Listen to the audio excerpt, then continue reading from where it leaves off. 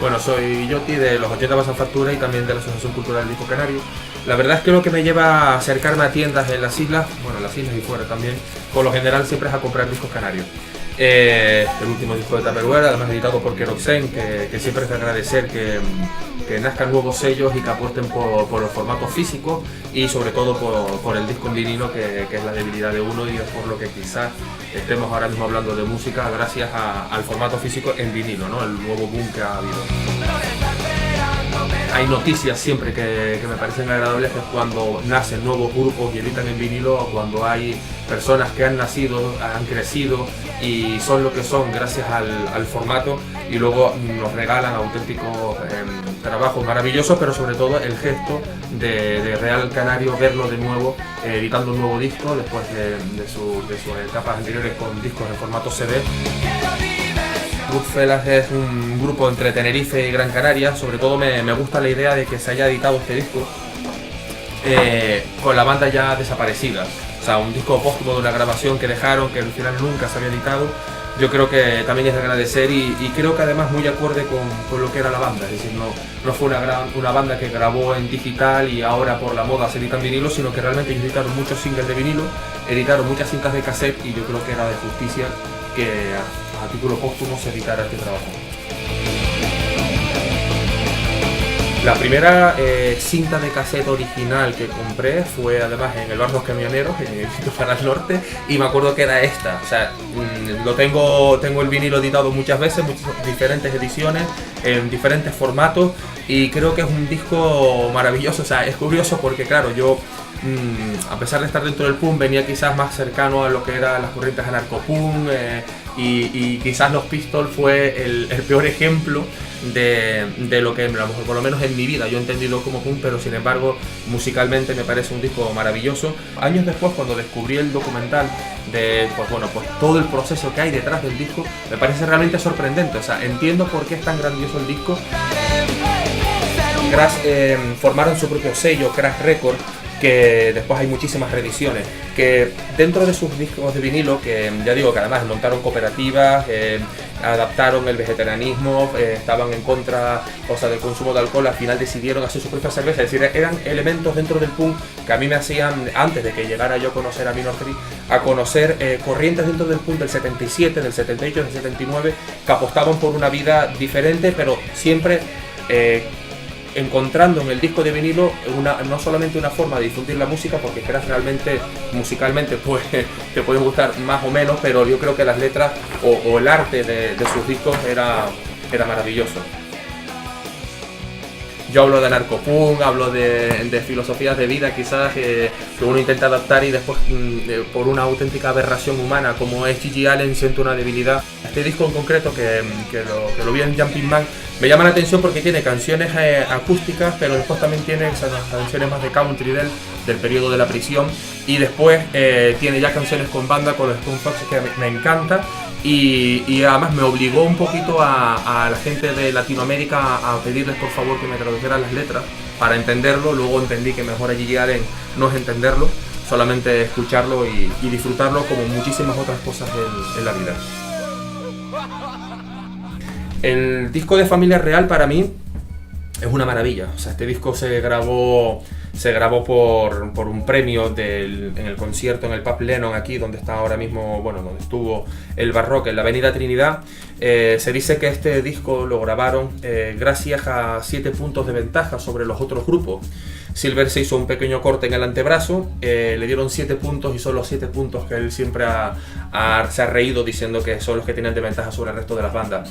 Particularmente este disco me importa muchísimo porque fue una grabación dentro de un estudio que solamente grababa folclore, que solamente grababa orquestas canarias, y sin embargo supo a unos niños de apenas 16 años meterlos en un estudio de grabación, hacer la grabación, y luego siempre hay una cosa que se comenta, que es que de la emoción Pistol, cuando estaba tocando, se olvidó de tocar el bombo bien, entonces se tuvo que volver a grabar el bombo después. O sea, creo que está marcado por un montón de pequeños, grandes momentos que hacen de un disco inolvidable y además bastante reconocido internacionalmente.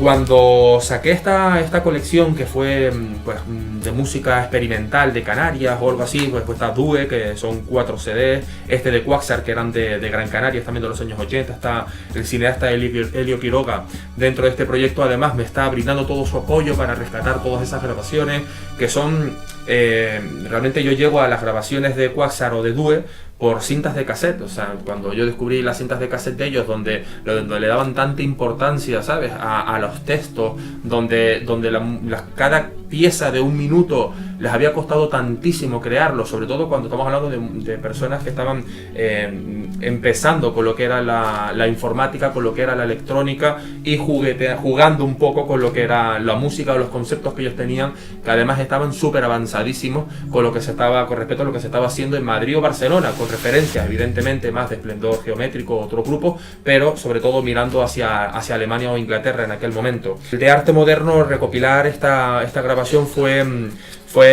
maravilloso, que Javier Segura me ofreciera poder editar este trabajo, incluyendo la grabación de otras piezas de arte moderno que no se habían conocido hasta entonces. Y bueno, le estoy eternamente agradecido a todas las personas que formaron parte de esta grabación de arte moderno, no por ofrecerme el disco, sino por lo que fueron capaces de entender y hacer en una época, en los años 80 en Tenerife, donde evidentemente si yo hubiera vivido esa etapa, quizás hubiera estado más cercano al punk o a otros estilos musicales, e incluso le hubiera prestado poca atención. Ahora con los años uno madura, tiene quizás mayores referencias, y para mí sin duda alguna una de las más importantes es arte moderno. Ataúd Vacante grabó esta cinta, tuvo una difusión, la verdad es que bastante minoritaria. Lo importante para mí de esta cinta son las propias canciones en sí. La gente habla se ha hablado muchísimo en otros libros que se han escrito sobre lo siniestro o el afterpunk en España, y lo comentan como una pieza clave realmente, sobre todo por los textos en castellano. Las influencias que tenía Fafe en la guitarra, ¿sabes? La voz de Silver, que venía de Familia Real, la tenebridad de las letras es tan impresionante, que me sorprendió años después, cuando conocí a Silver en una entrevista, yo preguntarle, decirle, joder, qué maravilla las letras de Ataúd Vacante, qué oscuridad. Y entonces yo le decía, qué siniestro, le dije. Entonces me acuerdo perfectamente de eso, yo era muy joven, y él me dijo que no, que siniestros no, que los siniestros eran los de La Laguna, que eran los que vestían de negro, ¿no? Él decía, nosotros éramos niños, vivíamos en Santa Cruz hay sol, hay playa y somos felices. O sea, lo que pasa es que es una forma de entender, por un lado el arte, por otro lado la vida, ¿no? A pesar de que la mayoría de los músicos de los que estamos hablando han hecho de su vida una auténtica obra de arte, y les estoy agradecido. En el caso de Castillo Interior, me acuerdo de quedar con ellos, hacer entrevistas. Yo solamente tenía una canción de ellos en una cinta de cassette, tenía los fanzines que habían editado ellos. Es decir, que lo que intuía era que detrás había una historia que había la necesidad de contar. Creo que fue un trabajo maravilloso de 200 páginas donde intentan, reconociendo que su historia fue esto, contar la historia que fue esto de la movida en los 80 dentro del punk en Santa Cruz y en La Laguna. Yo creo que lo han hecho magistralmente en este libro, que además viene acompañado de la edición en CD de este trabajo, que es un 10 pulgadas que hemos editado en vinilo. Lo más bonito para mí de la historia fue el momento en el que yo les dije, bueno, vamos a editar un disco, y ellos decían, tenemos unas grabaciones, unas bobinas que se grabaron en estudios AS de Javier Lorenzo Cáceres. Ellos tenían una bobina, la otra bobina estaba perdida. Contacté con Javi lo buscó, la buscamos, y cuando se encontró la bobina hubo que buscar un magnetofón. Después de buscar el magnetofón hubo que arreglarlo, y en los estudios Guamasa de ellos hemos digitalizado las 2 bobinas, que tenían realmente 9 canciones, se ha quedado en 7 porque las otras estaban inacabadas, y la verdad es que ha sido un trabajo, yo creo que sorprendente, sobre todo en el momento en el que le dábamos al play al magnetofón y se iba escuchando lo que ellos llevaban 30 años sin haber escuchado. Yo creo que además fue maravilloso, porque solamente lo grabaron, no lo escucharon, y ahora lo tienen aquí para ellos y todos nosotros para el resto de nuestros días, o sea, para siempre.